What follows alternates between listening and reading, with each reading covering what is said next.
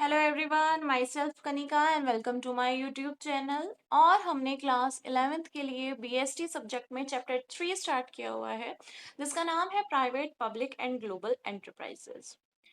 तो इसमें जो हमारा फर्स्ट टॉपिक था बेटा, वो था पब्लिक सेक्टर एंटरप्राइजेस। और हमने पब्लिक सेक्टर एंटरप्राइजेस के दो टॉपिक्स ऑलरेडी कवर कर चुके हैं हम, डिपार्टमेंटल अंडरटेकिंग और स्टैट्यूटरी कॉर्पोरेशन। इसके जो सब टॉपिक्स थे हमने कवर कर लिए हैं। आज का हमारा जो टॉपिक रहने वाला है वो है गवर्नमेंट कंपनी, जो पब्लिक सेक्टर एंटरप्राइजेस के अंदर आती है गवर्नमेंट कंपनी। अब गवर्नमेंट कंपनी क्या होती है, उसके फीचर्स, एडवांटेजेस, डिसएडवांटेजेस और उसके एग्जाम्पल्स, आज की वीडियो में हम ये सब कवर करने वाले हैं। तो let's start today's topic, departmental undertaking and statutory corporation. अगर आपको इन टॉपिक्स में कोई भी इशू है, आपको समझ नहीं आ रहा है, आप मेरी प्रीवियस वीडियोस देख सकते हो, मुझे कमेंट में भी बता सकते हो। अगर आपको कोई भी क्वेश्चन है, आपको कोई भी चीज़ समझ नहीं आ रही है, तो मैं उसका भी आंसर आपको करूंगी। आज का टॉपिक पढ़ते हैं गवर्नमेंट कंपनी। गवर्नमेंट कंपनी क्या होता है, पहले इसकी डेफिनेशन एक बार रीड कर लेते हैं।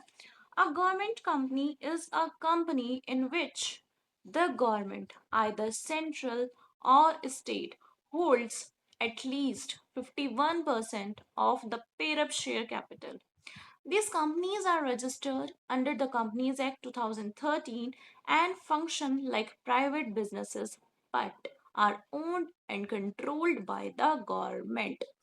Means ये जो हमारी गवर्नमेंट कंपनी होती है, गवर्नमेंट कंपनी एक ऐसी कंपनी होती है जिसमें जो गवर्नमेंट होती है, चाहे वो सेंट्रल गवर्नमेंट हो चाहे वो स्टेट गवर्नमेंट हो, कोई भी हो सकती है, आइदर इट सेंट्रल और स्टेट, पर उनके पास क्या होता है, 51% शेयर्स होते हैं। पेड अप शेयर कैपिटल के 51% शेयर्स हमारे गवर्नमेंट के पास रहेंगे, वो हमारी गवर्नमेंट कंपनी कहलाएगी।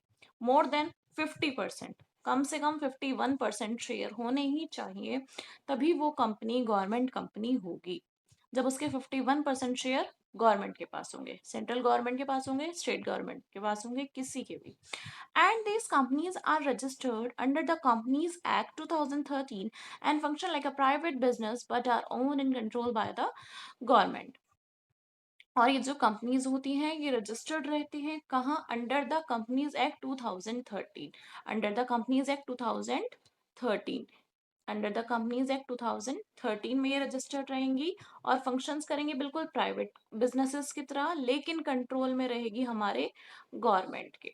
गवर्नमेंट के पास इसके कितने शेयर्स होंगे, एटलीस्ट 51% शेयर्स गवर्नमेंट के होंगे।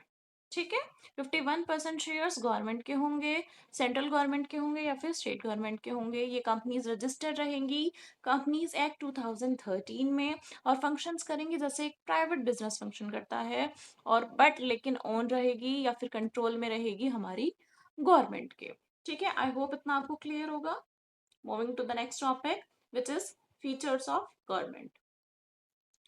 Now here are some features of government. Let's read out the first feature, that is ownership. The government, central or state, holds up at least 51% of the shares, making it the majority owner. The rest of the shares can be held by the private individuals or institutions. जो बाकी के share होंगे, 51% share तो government के रहेंगे, जो बाकी के शेयर्स होंगे वो प्राइवेट इंडिविजुअल के भी हो सकते हैं किसी के, या फिर किसी इंस्टीट्यूशन के भी हो सकते हैं, इट डजेंट मैटर। लेकिन जो 51% शेयर्स होंगे वो हमारी गवर्नमेंट के होंगे। सेकेंड टॉपिक है separate legal entity. Means a government company is a distinct legal identity. It can own property, enter into contracts, sue or sued in its own name. इसका मतलब एक जो गवर्नमेंट कंपनी होती है उसकी जो आइडेंटिटी होती है वो बिल्कुल अलग होती है, एक डिस्टिंक्ट लीगल आइडेंटिटी होती है। ये अपनी प्रॉपर्टी हो सकती है और ये किसी भी कॉन्ट्रैक्ट में अपने नाम से जा सकती है। ठीक है, सेपरेट लीगल आइडेंटिटी। जो हमने एक फीचर पढ़ा था, किसका फीचर पढ़ा था हमने, सोल प्रोप्राइटरशिप का ये फीचर पढ़ा था प्राइवेट सेक्टर में। तो इसी तरह से इसमें है बेटा, गवर्नमेंट कंपनी में भी इसकी सेपरेट लीगल आइडेंटिटी होती है। नंबर थर्ड, इसकी फॉर्मेशन और रजिस्ट्रेशन की बात करें तो ये कंपनीज एक्ट 2013 के अंदर रजिस्टर्ड रहती है, जैसे किसी प्राइवेट, लाइक एनी प्राइवेट और public company, and it is govern by the rules and regulations of the act. और इसी एक्ट में जो रूल्स होंगे, हमारे कंपनीज एक्ट 2013 में जो रूल्स और रेगुलेशंस लिखे होंगे, उसी को एक गवर्नमेंट कंपनी भी फॉलो करती है। First one ownership, second separate legal identity होती है, और रजिस्ट्रेशन भी इसका कंपनीज एक्ट में जाता है। नेक्स्ट मैनेजमेंट, मैनेजमेंट की बात करें तो गवर्नमेंट कंपनी ऐसे ही काम करती है जैसे एक प्राइवेट कंपनी काम करती है। इसमें भी बोर्ड ऑफ डायरेक्टर्स होते हैं। डायरेक्टर्स को नॉमिनेट किया जाता है किसके थ्रू? गवर्नमेंट के थ्रू। ठीक है, अपने मेजॉरिटी स्टॉक देकर गवर्नमेंट डायरेक्टर्स को नॉमिनेट किया जाता है, एंड देन वो जो बोर्ड ऑफ डायरेक्टर्स होते हैं वो गवर्नमेंट कंपनी को मैनेज करते हैं। Last one is financial independence. Means, although owned by the government, a government company is financially independent. It can raise funds from public and private resources and does not rely on the government budget for financing. जो government company होती है वो financially independency होती है उसमें। Means government company भले ही एक government company है, लेकिन वो फुल्ली डिपेंड नहीं रहती है गवर्नमेंट पे। वो अपने फंड्स रेज कर सकती है पब्लिक सेक्टर से भी और प्राइवेट सेक्टर से भी। कोई भी सोर्स हो, चाहे पब्लिक सोर्स हो चाहे प्राइवेट सोर्स हो, वो वहां से फंड रेज कर सकती है। और वो रिलाई नहीं रहेगी कि हमें सिर्फ गवर्नमेंट बजट ही चाहिए, गवर्नमेंट से ही हेल्प चाहिए फाइनेंस के लिए। वो अपने प्राइवेट सेक्टर भी और पब्लिक सेक्टर भी यूज कर सकती है। तो these were some of the features of government company. Moving to the next topic, which is advantages of government company. अब government company के advantages क्या हैं उसको रीड आउट करते हैं। First one is operational flexibility, means they enjoy more flexibility in operations compared to departmental undertakings, allowing faster decision making and better adaptability to market conditions. हमने पढ़ा था departmental undertaking भी, इससे पहले आपको अगर समझना है वो आप मेरी प्रीवियस वीडियो में चेकआउट कर सकते हो। जो डिपार्टमेंटल अंडरटेकिंग होती है उसमें जो डिसीजन मेकिंग प्रोसेस होता है वो बहुत टाइम टेकन प्रोसेस होता है। उसमें जो डिसीजंस लिए जाते हैं वो बहुत टाइम लगाकर डिसीजन पर आते हैं किसी। ऑन द अदर हैंड जो हमारी गवर्नमेंट कंपनीज होती है, इसमें जो हम काम करते हैं या जो हमारे ऑपरेशंस होते हैं, डे टू डे टास्क होते हैं, वो थोड़े फ्लेक्सिबल रहते हैं अगर कंपेयर किया जाए डिपार्टमेंटल अंडरटेकिंग से। तो this is the first advantage of government company. Second one is private participation. Means government company can attract investment and expertise from the private sector, enhancing efficiency and competitiveness. Private participation का मतलब ये है कि जो हमारी government companies होती है ये इन्वेस्टमेंट ले सकती है प्राइवेट सेक्टर से भी, अगर ये अपनी एफिशिएंसी और अपना कॉम्पिटिटिवनेस को इम्प्रूव कर दे, एनहेंस कर दे, तो जो प्राइवेट सेक्टर के लोग हैं वो भी अपना इन्वेस्ट कर सकते हैं। तो this is the second feature of second advantage of government company. Third advantage है फाइनेंशियल ऑटोनॉमी। अब ये फाइनेंशियली इंडिपेंडेंट होती है गवर्नमेंट कंपनी, हमने अभी पढ़ा था इसके फीचर्स में भी। मींस ये अपने फंड्स रेज कर सकती है मार्केट से भी, शेयर्स, बॉन्ड्स, लोन्स, कुछ भी ये अपना फंड रेज कर सकती है। डिपार्टमेंटल अंडरटेकिंग में ऐसा नहीं होता था। ठीक है, तो next we have professional management. अब गवर्नमेंट कंपनी में क्या होता है, ये प्रोफेशनल्स को हायर करते हैं, एक्सपर्ट्स को हायर करते हैं कोई भी मैनेजमेंट करने के लिए। और जो उनके ऑपरेशनल टास्क होते हैं, डिसीजन मेकिंग होती है, उसमें भी इनके डायरेक्टर्स रहते हैं। तो इनका जो मैनेजमेंट होता है वो एकदम से प्रोफेशनल होता है। ठीक है, next is autonomy with government control. अब ऑटोनॉमी विद गवर्नमेंट कंट्रोल का क्या मतलब है? अब गवर्नमेंट जो है वो कंट्रोल तो करती है इसको, लेकिन उनको भी फ्लेक्सिबिलिटी देती है गवर्नमेंट पूरी। मतलब a degree of autonomy and flexibility allowing them to function more like private businesses. जैसे प्राइवेट बिजनेस काम करते हैं, ये पब्लिक सेक्टर में ही गवर्नमेंट कंपनी एक ऐसा पार्ट है। गवर्नमेंट इनको पूरा पूरा सपोर्ट करती है और इनको पूरी डिग्री देती है ऑटोनॉमी की, फ्लेक्सिबिलिटी की, कि आपको जैसे काम करना है, आपको फंड्स रेज करने हैं आप वो कर सकते हो, आपको कोई एक्सपेंस करना है आप वो कर सकते हो, आपको डिसीजंस लेने हैं आप वो भी ले सकते हो। तो गवर्नमेंट कंपनी का ये एक एडवांटेज है। Last is public welfare and profit. जो गवर्नमेंट कंपनीज होती है वो बैलेंस करके चलती है पब्लिक वेलफेयर भी साथ साथ अपने प्रॉफिट मेकिंग के। मतलब प्रॉफिट मेकिंग तो करेगी गवर्नमेंट कंपनी, कंपनी है, फायदा तो करेगी, अपना प्रॉफिट तो बनाएगी, लेकिन उसके साथ साथ अपना सोशल ऑब्जेक्टिव भी पूरा करेगी और अपना इकोनॉमिक ऑब्जेक्टिव भी पूरा करेगी, लोगों की हेल्प भी करेगी, पब्लिक वेलफेयर का काम भी करेगी गवर्नमेंट कंपनी। और अपना प्रॉफिट मेकिंग भी साथ साथ लेके चलेगी। These were the advantages of government company. Now next topic is disadvantages of government company. Disadvantages क्या होते हैं गवर्नमेंट कंपनी के? एडवांटेजेस पढ़ ली, थोड़ी सी डिसएडवांटेजेस भी पढ़ लेते हैं। First one, government interference.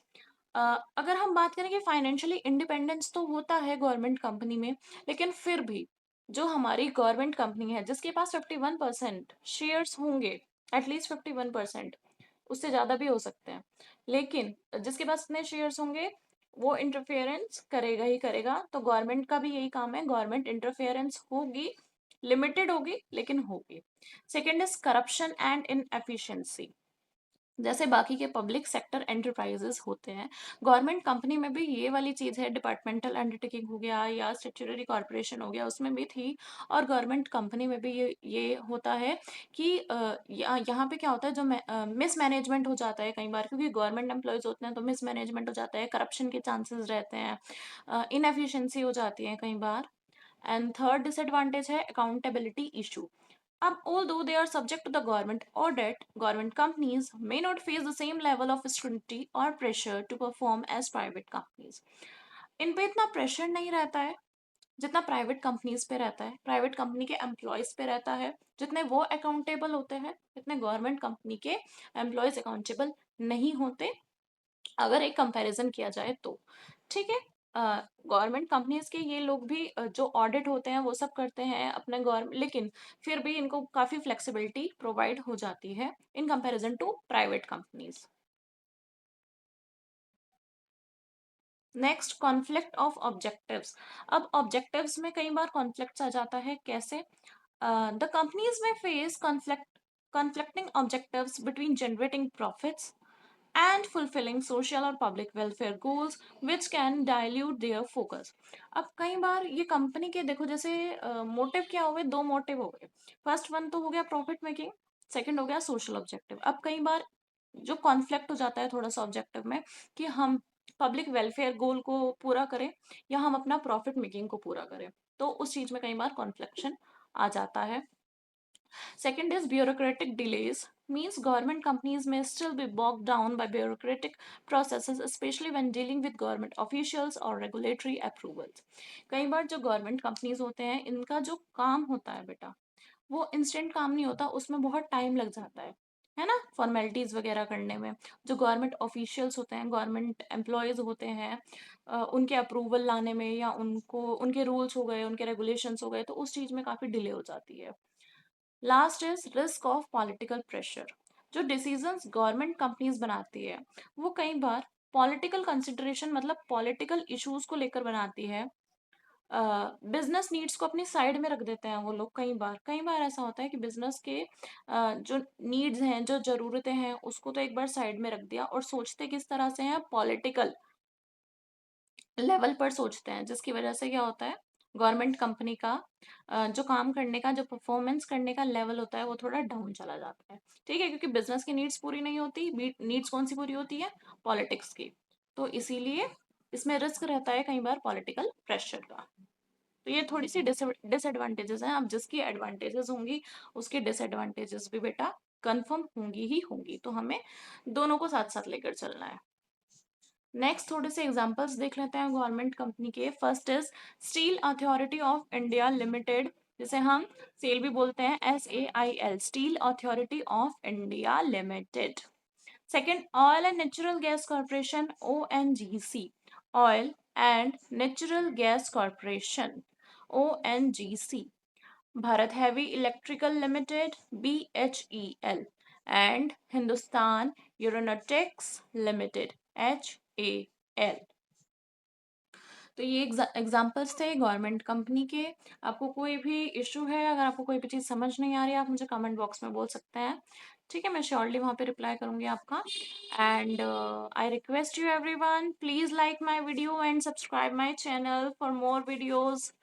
Bye bye, take care everyone.